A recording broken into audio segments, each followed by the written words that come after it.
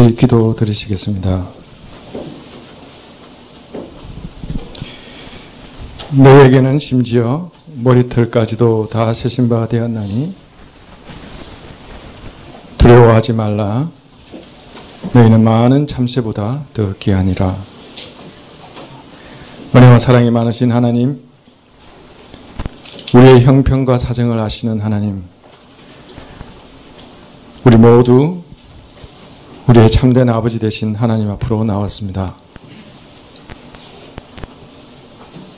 우리의 살 길이 하나님께 있고 참된 안식과 선한 소망이 하나님께 있음을 알고 주님 앞으로 나왔습니다. 하나님, 참으로 이것을 깨닫게 하시고 참으로 이것을 믿게 하시고 참으로 이 믿음대로 살게 하여 주시옵소서. 하나님, 우리를 도와주시고 우리를 붙잡아 주시옵소서. 하나님, 우리가 하나님의 참 백성으로 하나님의 참된 자녀로 살아갈 수 있도록 우리를 인도하여 주시옵소서. 하나님의 성령께서 지금 이 순간 우리 가운데 함께하여 주시고 우리의 생각과 지경을 넓혀 주시고 새롭게 하여 주시옵소서. 하나님이 우리를 부르신 뜻을 깨닫고 부르신 소명을 따라 힘있게 살아갈 수 있도록 우리를 인도하여 주시옵소서. 하나님, 우리에게 그럴 능력과 지혜가 없는 것을 아시는 하나님, 우리에게 후히 주시고 꾸짖지 아니하시는 하나님께 참으로 구합니다. 우리의 기도를 들어주시옵소서. 하나님, 2015년 올 한 해 우리를 지켜주시고 보호하여 주셔서 감사합니다. 힘들고 어려운 한 해지만 우리가 소망하는 바가 이루어지지 않았지만 우리를 보존하여 주시고 우리를 지탱해 주셔서 진실로 감사드립니다. 하나님, 이 민족을 위해 기도합니다. 하나님의 말씀을 부어주사 말씀에 순종하는 자들을 일으켜 세워주시고 이들이 하나님의 사랑과 공의로 이 땅을 다스리게 하여 주시옵소서. 하나님, 이 나라를 버리지 마시고 하나님의 나라로 지켜 보호하여 주시기를 간절히 구합니다. 하나님, 예수 그리스도의 몸된 성가교회를 위해 기도합니다. 무너지고 좌절된 마음들을 회복시켜 주시고 하늘로부터 오는 기쁨과 소망으로 채워주시기를 간절히 구합니다. 하나님의 때에 하나님께서 친히 길을 내시고 길을 여실 것을 믿게 하여 주시옵소서. 하나님, 우리로 열심으로 주의 길을 준비하게 하여 주시옵소서. 하나님이 주시는 말씀과 능력으로 참으로 이 땅을 힘있게 살아갈 수 있도록 우리에게 허락하여 주시기를 참으로 구합니다. 세월이 속히 지나감을 깨달아 순간순간 우리에게 주신 시간과 사람들과 우리에게 주신 일들을 소중히 여기며 살아갈 수 있도록 하나님, 우리에게 크신 은혜를 베풀어 주시옵소서. 하나님, 우리에게 주신 것의 일부를 우리를 대표하여 주께 드리오니 헌양하여 주시기를 원합니다. 우리에게 말씀 주시기를 구하고 오늘 예배 가운데 우리 모두 주를 만나기를 참으로 소망합니다. 우리의 참된 소망이신 예수 그리스도의 이름으로 기도합니다. 아멘.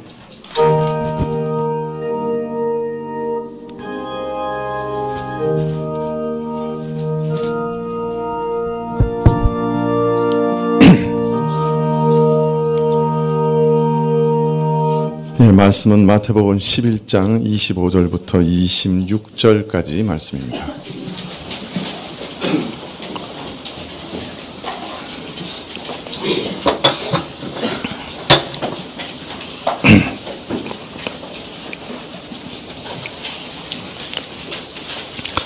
마태복음 11장 25절부터 26절까지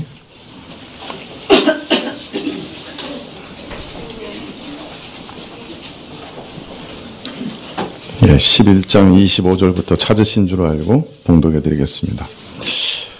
그때 예수께서 대답하여 가라사대 천지의 주제이신 아버지여 이것을 지혜롭고 슬기 있는 자들에게는 숨기시고 어린아이들에게는 나타내심을 감사하나이다. 옳소이다. 이렇게 된 것이 아버지의 뜻이니이다. 아멘.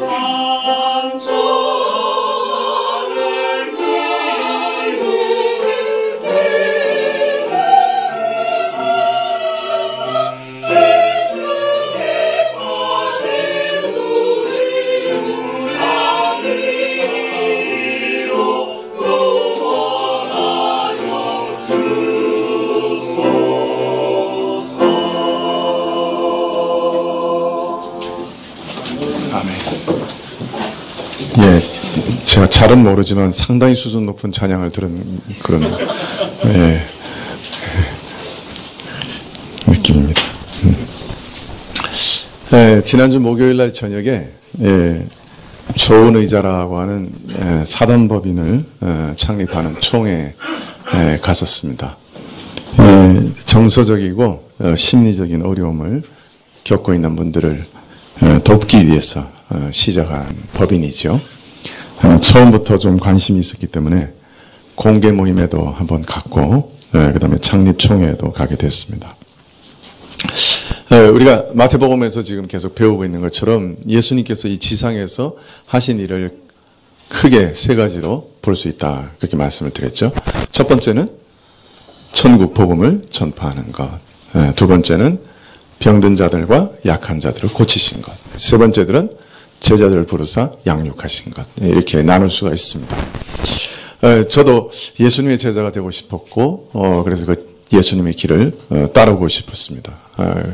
그런데 그 세 가지 중에 하나도 만만한 건 없었습니다. 복음 전파하는 것도 쉽지 않고 또 제자를 양육하는 것도 쉽지 않고 더욱이 병든 자들과 연약한 자들을 치료하고 위로하는 일들도 쉽지 않았습니다. 무엇보다 정서적으로 어려움을 겪는 분들을 돕는 일은 아주 무한한 에너지가 들지만 거기서 거둬들인 열매는 아주 적은, 거의 없다시피 하는 그런 일이라 하는 것을 발견하게 되었습니다. 그래서 이 좋은 의자라고 하는 단체가 이런 일에 어떤 돌파구가 되지 않을까 하는 그런 관심을 갖게 되어서 참여하게 되었던 것이죠. 네, 2번밖에 참여하지 않았습니다만은 제가 그 모임을 통해서 또다시 깨달은 것은 참 우리 주변에 육적으로 또 심리적으로 정서적으로 어려움을 당하시는 분들이 많구나 하는 것을 또다시 깨닫게 되었습니다. 또 환자뿐 아니라 그 환자의 가족들이 겪는 그 고통이 너무 극심한 것이구나 하는 것을 동시에 깨닫게 되었습니다. 평생 동안 자폐증을 앓고 있는 아이를 둔 아버지의 고백을 들었고요. 3,500명 중에 한 명이 앓게 되는 희귀병을 앓는 아이를 대학까지 보내면서 겪는 가족의 고통을 말하는 분을 들었습니다. 정말 이렇게 선 키나 앉은 키나 크게 차이 나지 않는 저신장 장애를 겪는, 또 그로 인해 심리적 어려움과 상처를 극복한 분의 고백도 들었습니다. 우울증과 공황장애를 평생 앓으면서 그러나 사회에 적응하기를 힘쓰는 분들의 고백을 들었습니다. 그 고백을 들으면서 참 저분들이 얼마나 큰 고통을 감내했을까, 상상도 할 수 없는 일이겠다, 그렇게 생각하게 되었습니다. 그러나 그 모임을 통해서 제가 정말 놀란 것은 그런 분들이 이제 자신의 어려움을 모든 사람들에게 나누면서 똑같은 어려움을 겪는 이웃들을 이제는 돕겠다, 그렇게 말씀하시는 것을 들으면서 정말로 마음에 놀랐습니다.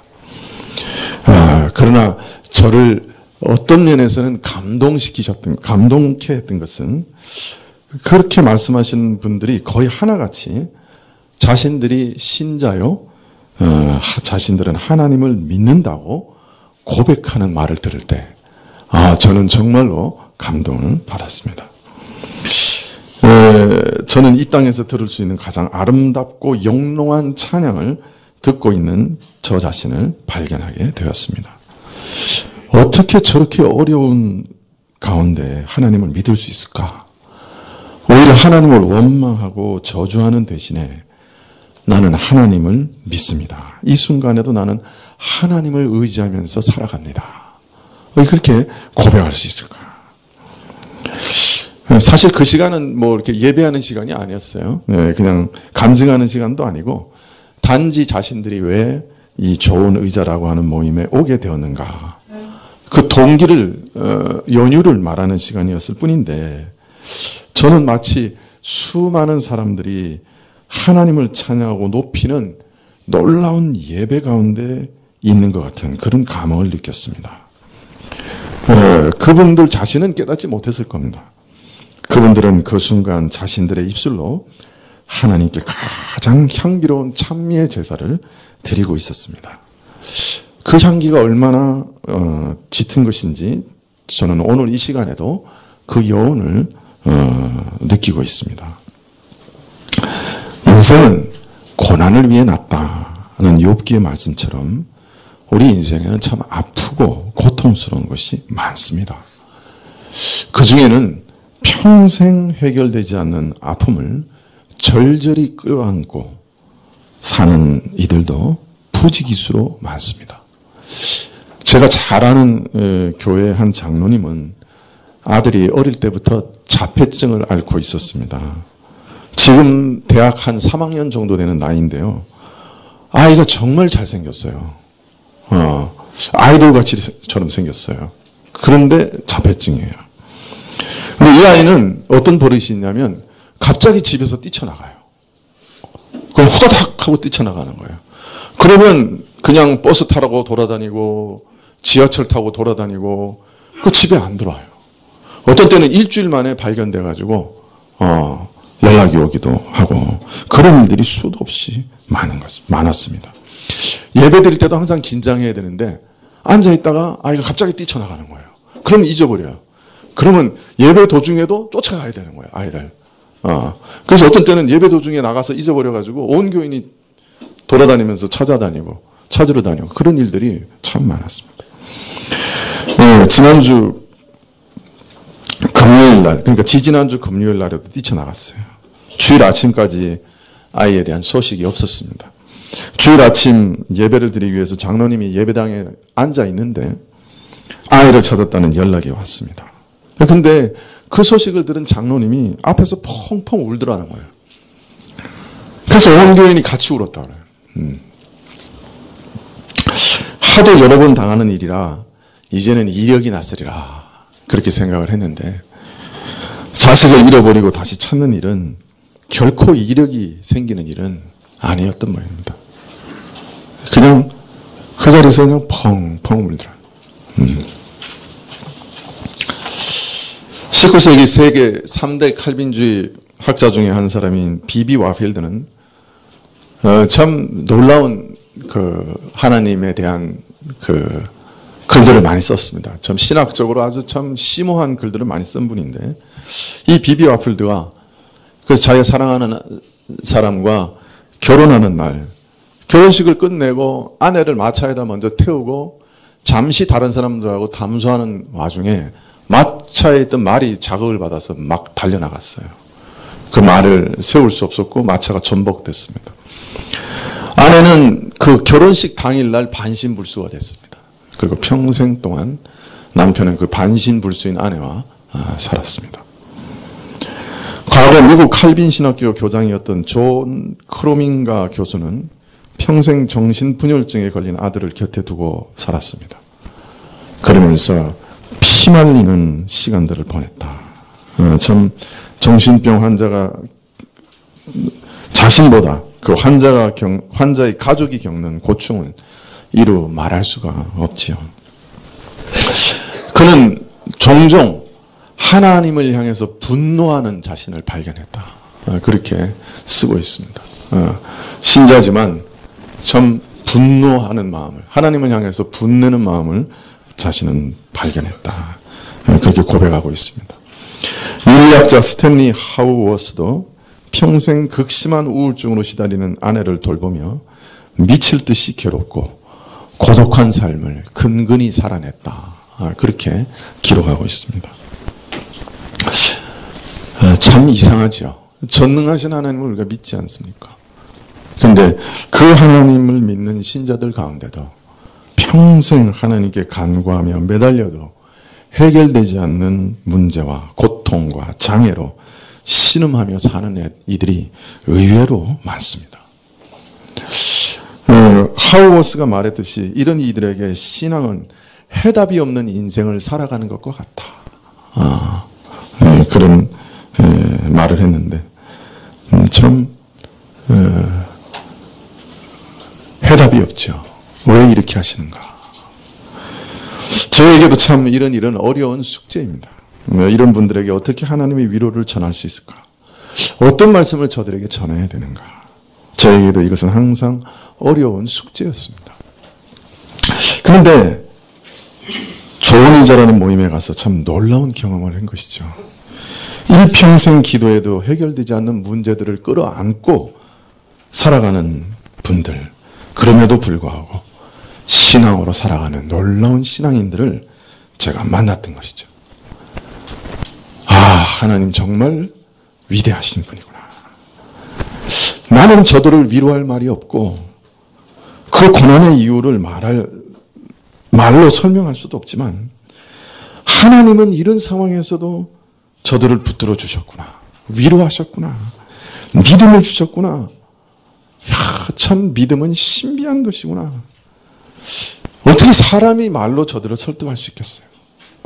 무슨 말로 저들을 위로할 수 있겠어요? 어떻게 하나님이 선하시다고 설득할 수 있겠어요? 사람은 할 수 없지만 성령님은 하시는구나. 저들을 그 가운데 키우시고 성숙하게 하시고 자신들의 문제를 이기게 하시고 극복하게 하시고 이제 자신과 같은 처지에 있는 이웃들을 돕게 하시는구나. 하나님은 정말 위대하신 분이구나. 저는 그 자리에서 참 놀랐습니다. 그리고 하나님을 찬양하게 되었습니다. 저를 더욱 기이하게 했던 것들은 이들이 지금 한국교회에 만연한 그 값싼 복음 가운데서도 살아남았고 하나님을 만났고 하나님의 사람들이 되었다 하는 그 사실이었습니다. 지금 한국교회는 이런 종류의 고통들, 즉 이해할 수 없는 인생의 고뇌와 실존의 아픔에 대한 이해는 눈꽃만큼도 없는 정말 싸구려 복음이 만연해 있지 않습니까? 기독교 신앙을 마치 모든 문제를 즉시 고쳐주는 만병통치약인 것처럼 소개하는 천박하고 상업적인 메시지가 참 판을 치고 있지 않습니까? 물론 이해는 됩니다. 사실 설교자들에게는 이런 고난의 문제는 너무나 어려운 문제이기 때문에 그런 문제들을 외면하고 싶은 것이 사실일 것입니다. 그러나 이런 문제를 외면하면 사실은 우리 삶과 동떨어진 메시지로 허공을 치게 되죠. 교인들이 처해 있는 문제의 깊이에 도무지 도달해보지 못하는 공허한 메아리가 쏟아지게 되죠. 사실 이 땅의 교회는 그동안 알 수 없는 인생의 고통과 혼란 속에 혼비백산에 있는 이들에게 믿기만 하면 만사형통일 것처럼 이빠른 정답을 툭툭 던지는 무정함과 경박한 설교로 강단을 채워온 게 사실입니다. 그런데 이런 한국교회 안에 살아남아 있는 사람들이 있었어요. 일평생 풀리지 않는 고통과 의문을 품은 채 하나님을 믿고 하나님을 높이고 하나님을 찬양하는 사람들을 만났습니다. 하나님은 자신의 일을 하시고 계시더라고요. 하나님은 위대하신 분이시더라고요. 그분은 믿음이 가장 불가능한 곳에서 믿음을 일으키시고 가장 불가능한 가운데서 하나님을 찬양케 하시는 분이시더라고요. 밤에 노래하게 하시는 분, 가장 어두운 때도 노래하게 하시는 분. 저는 지난 목요일 밤에 그것을 목격했습니다.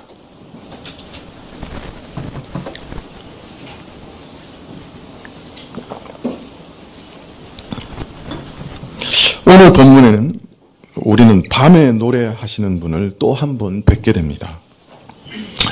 바로 우리 주님이시죠.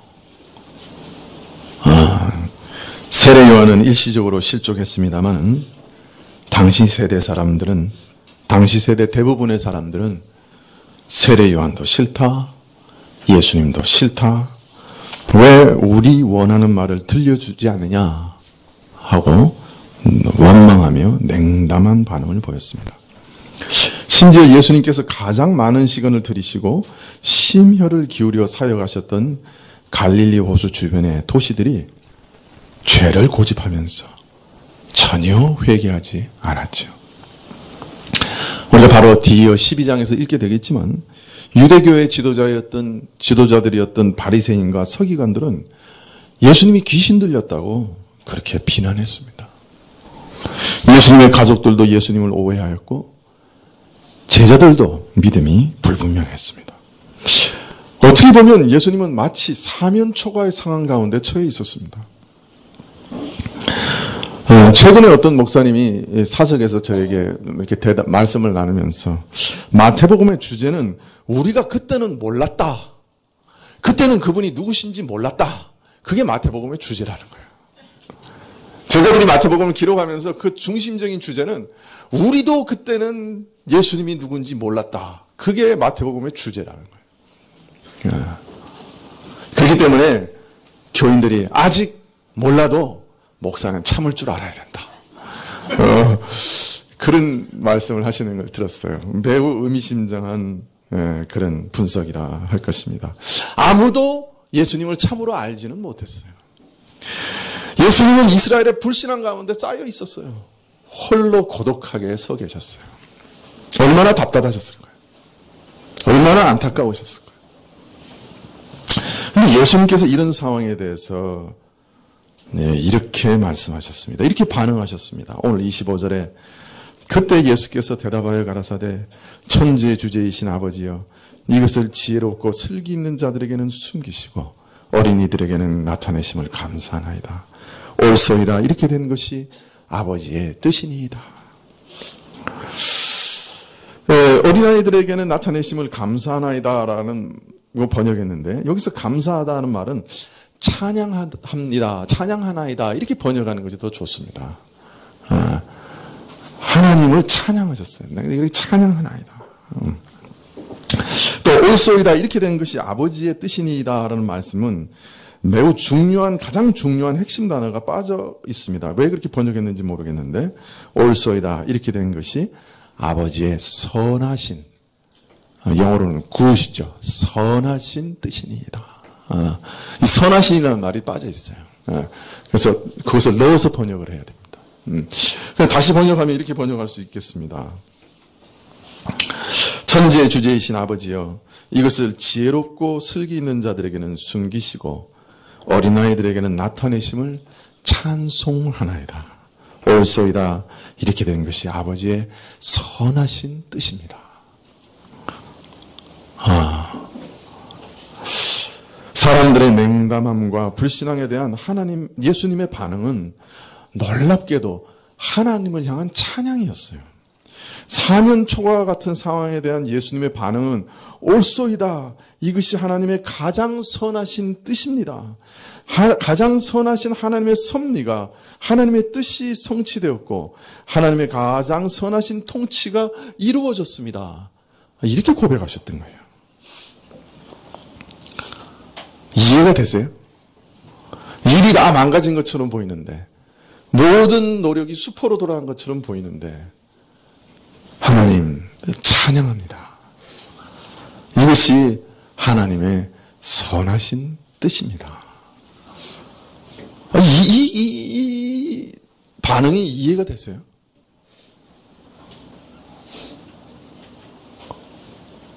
우리도 우리 모든 일들이 망가졌을 때, 내 소원이 무너졌을 때, 기도 응답이 거꾸로 떨어졌을 때 이렇게 반응하면 어떨까요?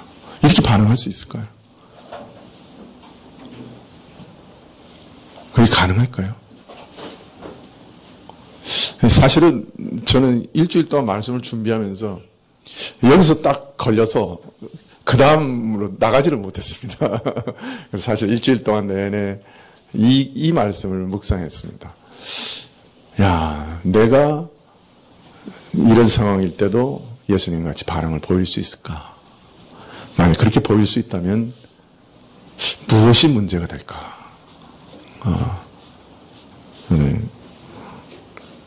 그래서 계속해서 기도했습니다. 이 말씀을 붙들면서 저도 이 찬양을 배우게 하십시오. 밤에 부르는 찬양의 의미를 깨닫게 해주십시오. 그렇게 계속 기도했습니다. 여러분, 우선 이 밤에 부르는 찬양은 엄청난 가치가 있어요. 우리가 상상할 수도 없는 가치가 있습니다. 여러분, 자신의 언어로 하나님을 찬양할 수 있는 존재는 우주에서 딱 두 존재밖에 없습니다. 누구와 누굴까요? 네? 천사와 우리 인간이죠. 우리 사람과 천사만이 자신의 언어로 하나님을 찬양할 수 있습니다. 온 우주에 이 두 종류밖에 없어요. 그럼 천사들은 근데 지금도 하나님의 존전에서 하나님이 어떤 분이신지 하나님의 성품과 능력을 날마다 찬양하고 있습니다. 그런데 이런 천사들도 절대로 부를 수 없고 배우고 싶어도 배울 수 없는 찬양이 하나 있습니다. 그게 뭘까요?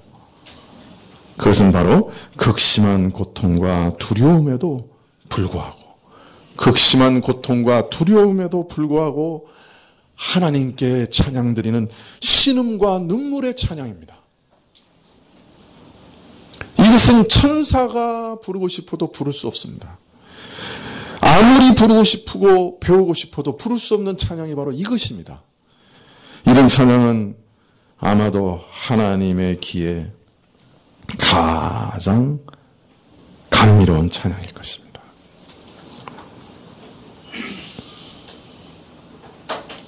하나님은 천군 천사들의 찬양 속에 거하시지만 고난이 없는 천사들로부터는 이런 찬양은 들으실 수 없습니다.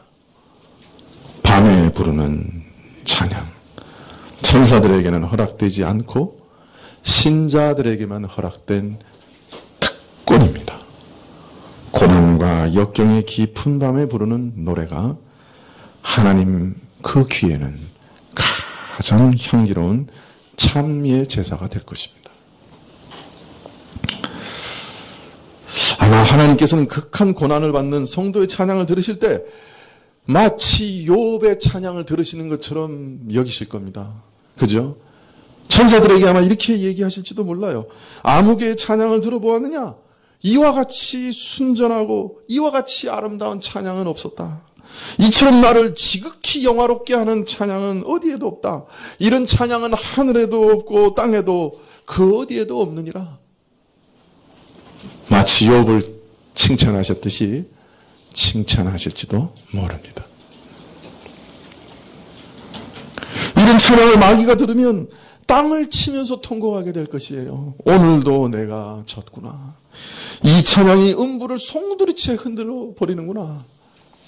아마 낭망하게 될 겁니다. 두려워하게 될 것이에요. 그런데 밤에 부르는 찬양은 우리 인간 중에도 고난과 슬픔을 당해본 사람만이, 그 고난과 슬픔 속에서 믿음의 싸움을 해본 사람만이 부를 수 있는 찬양입니다. 우리 주변에는 참 많은 찬양들을 듣게 되지만 대부분은 매우 가볍고 흥겨운 찬양들입니다. 하나님께서 우리에게 주신 많은 선물들에 대한 찬양이요, 하나님이 우리에게 주신 은혜들에 대한 찬양입니다. 그러나 이런 고난과 슬픔 가운데 부르는 찬양은 참으로 희소합니다. 그러나 하나님은 아십니다. 성도들이 고난받으면서도 밤에 부르는 그 찬양을 아십니다. 홀로 부르는 그 찬양을 아십니다. 남몰래 부르는 이 노래들을 하나도 놓치지 않으십니다. 귀담아 들으시고 영원히 기억하십니다.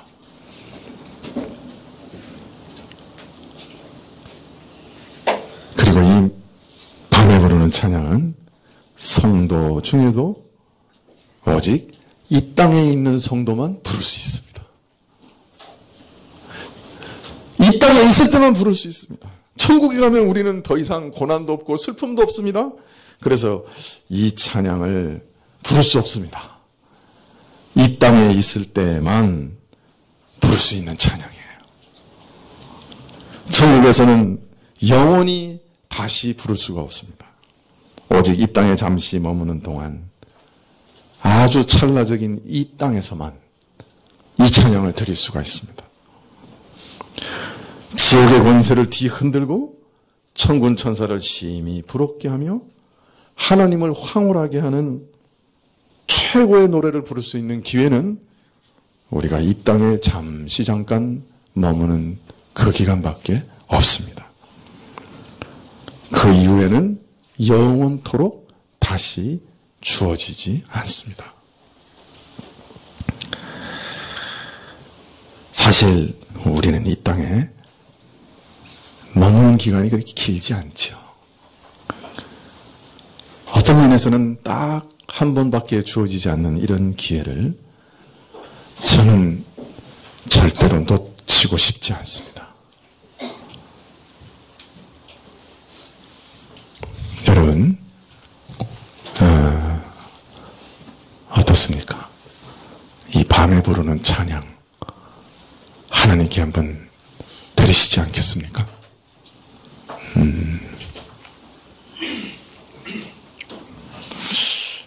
사실 이런 찬양은 우리 감정으로 감사하고 싶은 마음이 일어나서 드리는 찬양은 아닙니다. 감정도 감사도 일어나지 않을 때에도 불구하고 치열한 믿음으로 감사하고 찬양하는 것입니다. 이것만은 도저히 감사할 수 없다고 할 만한 것이 아마 가장 깊이 감사할 수 있는 제목이 될지도 모릅니다. 우리가 하나님께 오래 부르짖었음에도 해결되지 않는 문제, 그래서 하나님이 너무도 야속하게 느껴지는 그것이 오히려 이 찬양의 제목이 될지 모릅니다. 그리 아니하실지라도, 그리 아니하실지라도 나는 하나님을 찬양합니다. 그리 아니하실지라도 나는 하나님만 높입니다.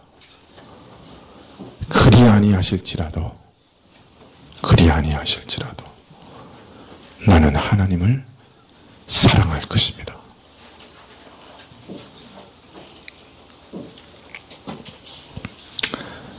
그래서 이런 찬양은 우리의 믿음의 성숙을 드러내는 진실된 고백이 됩니다.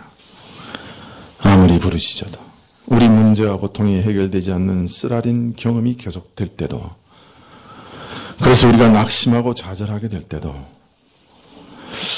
우리의 사정이 하나님께 숨겨진 것 같을 때도, 하나님이 우리 기도에 길을 틀어 막으신 것 같을 때도, 우리의 기다림이 아무 소용이 없는 것 같을 때도 여전히 하나님을 바라보고 있다면, 호흡에 치는 기도와 같은 허무함 속에 여전히 하나님을 바라보고 있다면, 그러한 믿음은 참 하나님이 주시는 가장 놀라운 믿음이겠죠. 사실 하나님의 침묵과 외면 속에 신비하게도 믿음은 성숙되어지고 익어갑니다.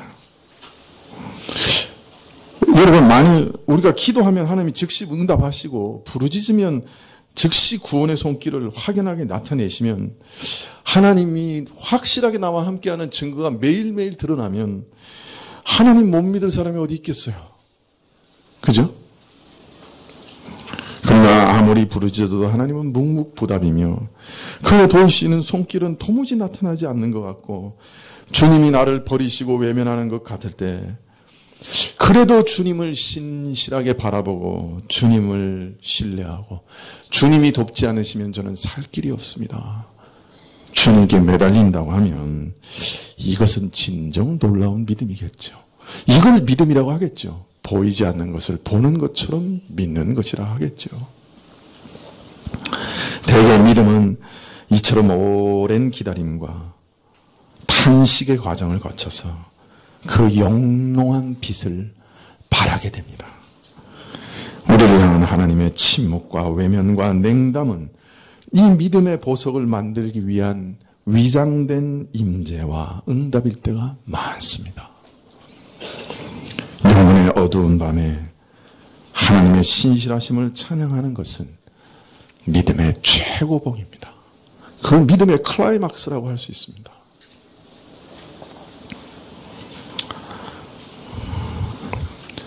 오늘 우리 주님께서 이런 찬양을 하나님께 드리고 계십니다. 사방을 둘러보아도 모두가 한결같이 냉담하고 모두가 들고 일어나서 원망하며 심지어는 거짓으로 쳐서 예수님을 무너뜨리려고 하는 자들 뿐이요. 누구 하나 예수님 편에 서서 도와줄 자가 없고 어디도 예수님을 아는 자가 없고, 그래서 그 어디에도 하나님의 선하신 통치의 흔적도 발견할 수 없을 때, 바로 그때 예수님은 하나님을 찬양하십니다. 아버지여, 내가 아버지를 찬양하나이다. 바로 그때에도 하나님의 선하신 뜻과 그 통치가 굳건히 서 있음을 믿고 고백합니다. 옳소이다. 이것이 하나님의 가장 선하신 뜻입니다. 하나님의 섭리가 지금 이루어지고 있습니다.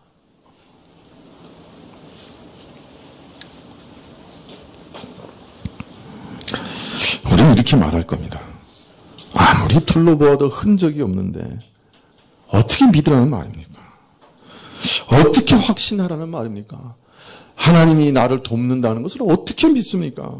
절망스러울 뿐이죠. 그러나 바로 이런 가운데 예수님은 바로 이런 때에도 하나님의 선하신 통치가 존재하며 아니 굳건히 서 있음을 확인하시고 찬양하셨습니다. 내가 하나님을 찬양하나이다. 옳소이다. 이것이 하나님의 가장 선하신 뜻이니이다.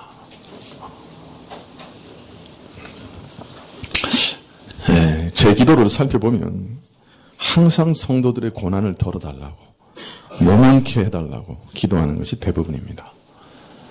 사실 가장 복되고 행복하게 보이는 개인이나 가정이라도 한꺼풀만 벗겨보면 그 속에는 남모르는 눈물과 너무나 오랫동안 참아왔으나 이제는 체념하고 포기할 수밖에 없는 고통들, 어디 하소연할 수 없는 답답함으로 가슴을 쥐어뜯는 그런 고민들이 숨어 있음을 발견합니다.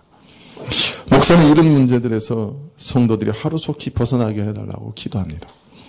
경제적인 어려움, 직장에서 어려움, 건강상의 문제, 시댁과 친정, 친가와 처가에서 오는 어려움들, 형제간의 불화들, 아이들의 문제, 부부간의 불화, 개인의 해결되지 않는 정신적인 고통과 영적인 어려움까지 참 잘 해결되지 않는 습관적이고 고질적인 죄들, 의심들, 마음을 끊임없이 괴롭히는 탐심과 욕망 등등. 기도 제목은 참으로 다채롭습니다만은 내용은 항상 하나라도 그 무거운 짐을 덜어주십시오 하는 기도입니다. 참 어떤 때는 아슬아슬하게 보입니다.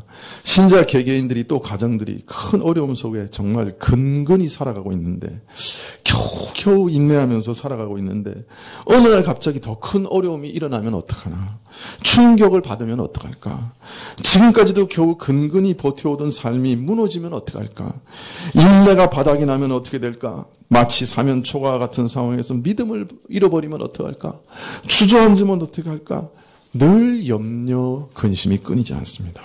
그래서 늘 하나님께 기도합니다. 고난을 줄여주세요. 삶의 무게를 덜어주세요. 그런데 꽤 많은 경우 기도가 거꾸로 응답됩니다. 어려움이 가중됩니다.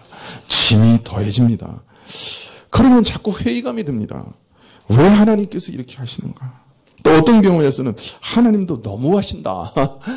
그런 말도 되지 않는 원망도 일어납니다. 나보고 도대체 어떻게 하라고 하시는 겁니까? 이렇게 하시면 제가 어떻게 목회를 합니까? 좀 도와주셔야 목회를 하지. 어떤 때는 분노마저 슬며시 일어납니다. 아무 다른 일이 없어도 그 삶을 지탱하는 것이 아슬아슬한 사람들에게 엎친 데 겹치는 격으로 또 다른 어려움이 찾아오면 정말 하나님 내 기도도 들어주시지 않는가 보다. 참 나를 돌아보지 않으시는가 보다. 오히려 제가 낙담을 합니다. 기도해야 하는 것 알지만 맨날 기도하라고 설교하지만 오히려 기도가 막히고 참 지금까지 해결되지 않은 고통 가운데 더 큰 문제가 찾아오니 기도해도 무슨 소용이 있는가, 회의에 빠지는 것도 사실입니다. 어떤 면에서 이 고난의 문제는 그 궁극적인 답은 이 땅에서 그 정확한 해답을 찾을 수 없을지도 모릅니다. 고난의 원인도 지금 우리에게는 알려지지 않을 때도 많습니다. 그러나 하나 분명한 것이 있습니다. 이런 때에도 우리 하나님을 여전히 믿고 찬양할 수 있다고 한다면 그 사람은 결코 하나님의 버림을 받은 사람이 아니라 오히려 그 가난 가운데 하나님이 주시는 최고의 선물을 얻어 누리는 사람입니다. 그 사실은 분명합니다. 아무리 고난이 겹치며 사면초가 같은 상황이 된다 해도 이 고난과 고통들이 그저 우연히 내 삶에 찾아온 것이 아니고 신실하시고 사랑 많으신 하늘의 아버지께서 내게 허락하신 일이요. 이 일마저도 하나님의 통제와 그 다스림에서 벗어난 것이 아니라 하나님의 선하신 계획과 뜻 가운데 허락된 것이라 하는 것을 여전히 믿고 있는 사람이라고 한다면 옳소이다. 하나님이 허락하신 일입니다. 이렇게 믿음으로 찬양할 수 있다면 사실 그 고통은 더 이상 그에게는 큰 문제가 되지 않는 것을 압니다. 찬양하나이다. 옳소이다. 이것이 하나님의 가장 선하신 뜻입니다. 이렇게 고백할 수 있다면 그는 하나님이 찾으시는 가장 최고의 곳을 하나님께 드린 사람이 될 것입니다. 하나님께 가장 큰 승리의 영광을 돌려드리는 사람이 될 것입니다. 여전히 고난의 문제는 제게는 신비입니다. 어떻게 저들을 위로할지 저는 잘 모르겠습니다. 그러나 이러한 결과를, 이런 찬양을 만들어내는 하나님이 계시기 때문에 오늘도 우리 신자들이 지탱하며 살아가고 있다는 것을 저는 압니다. 또 보석 같은 이런 찬양들을 하나님이 오늘도 받으시는 줄 저는 압니다. 그래서 믿음이라고 하는 것은 어떤 면에서는 날마다의 기적입니다. 날마다 기이한 이적을 우리가 체험하고 있는 것입니다. 도저히 믿을 수 없는데 믿는 것이, 그것이 믿음입니다. 어디 보아도 믿을 데가 없는데 도저히 믿을 수 없는데 믿는 것이 믿음의 기적입니다. 그래서 믿음을 가르쳐 사람이 스스로 믿을 수 있는 것이 아니라 하나님이 주시는 선물이라 그렇게 말하는 것입니다. 은혜라 말하는 것입니다. 우리는 이 험악한 세상을 이 하나님을 붙들고 살아갑니다. 우리를 이처럼 붙드시는 하나님을 의지하면서 살아갑니다. 밤에도 노래하면서 한 걸음 한 걸음 천상을 향해 걸어갑니다. 기도하시겠습니다.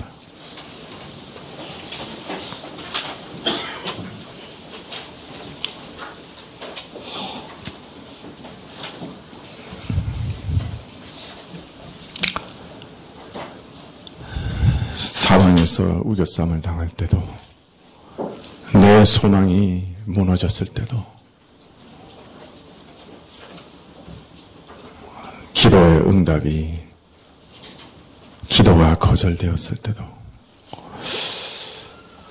주님을 여전히 사랑하고 찬양할 수 있는 그 믿음을 우리에게 허락하여 주십시오.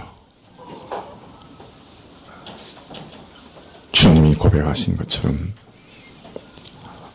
하나님은 홀로 찬양을 받으실 만한 분이라 그때도 고백하는 믿음을 주십시오. 이것도 하나님의 섭리라, 하나님의 허락하심이라, 하나님의 뜻이라. 주님을 신뢰하고 주님의 뜻하심에 우리 영혼과 우리 앞날을 맡기는 믿음을 주시기를 구합니다. 오직 주의 은혜만 의지하고 예수님의 이름으로 기도합나이다. 아멘. 544장 찬송하시겠습니다.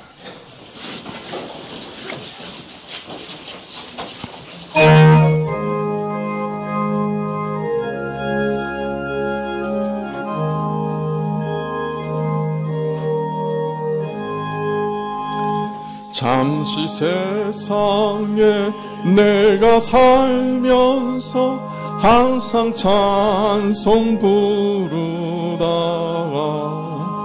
나비 저물어 오라 하시며 영광 중에 나아가리 열린 천국문 내가 들어가 세상 짐을 내려놓고 빛난 멸류관 받아 쓰고서 주와 함께 다스리리. 눈물 골짜기 더듬으면서 나의 갈 길 다한 후에 주의 품 안에 내가 안기어 영원토록 살리로라.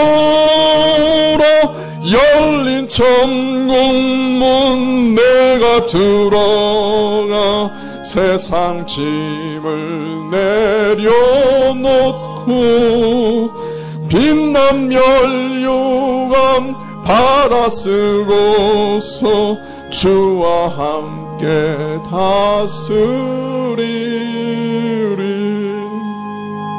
나의 가는 길 멀고 험하며 산은 높고 골은 깊어 고난 나의 몸 쉴 곳 없어도 복된 날이 밝아오리.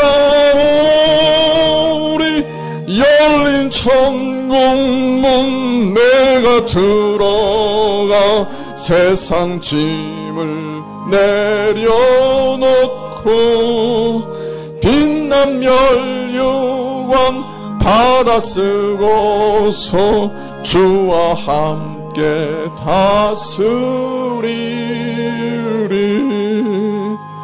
한숨 가시고 죽음 없는 날 사모하며 기다리니 내가 그리던 주를 배울 때 나의 기쁨 넘치리라. 열린 천국문 내가 들어가 세상 짐을 내려놓고 빛난 멸류관 받아 쓰고서 주와 함께 다스리리.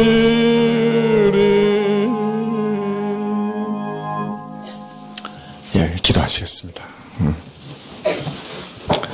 지금은 우리 주 예수 그리스도의 은혜와 하나님 아버지의 그 크신 사랑과 이 은혜와 사랑을 깨닫게 하시고 누리게 하시는 성령님이 교통하시고 역사하심이 밤에 노래하게 하시는 주님을 의지하면서 이 험한 세상 한 걸음 한 걸음 살아가기로 결심하며 머리 숙인 주의 백성들 위해 지금부터 영원까지 함께 계실지어다. 아멘.